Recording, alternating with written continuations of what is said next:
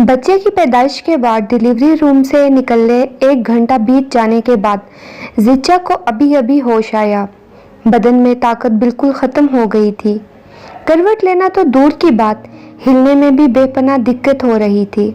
इसने बड़ी मुश्किल से अपने दाएं हाथ को हरकत दी। कुछ टटोला, हाथ कुछ महसूस नहीं हुआ। फिर बाएं हाथ को हरकत दी, कुछ भी हाथ नहीं लगा। बेचैन हो गई। ख्याल आया कहीं नीचे न गिर गया हो।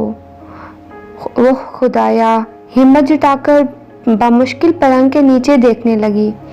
नीचे भी नहीं। मन में घबराहट होने लगी। माथे पर पसीने की बूंदें नमूदार हो गईं।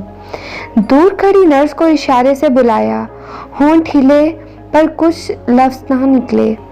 नर्स ने जिच्चा की घबराहट महसूस कर ली। इसकी आंखों में भी नमी हो गई। आखिरकार वो भी तो माँ थी।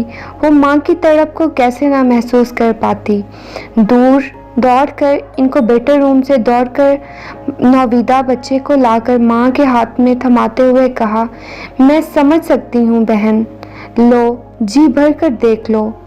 जिच्चा अपनी तमाम तर हिम्मत जुटाकर माथा पीटते हुए बोली, बहुत शुक्रिया, लेकिन मैं तो अपना मोबाइल ढूंढ रही थी।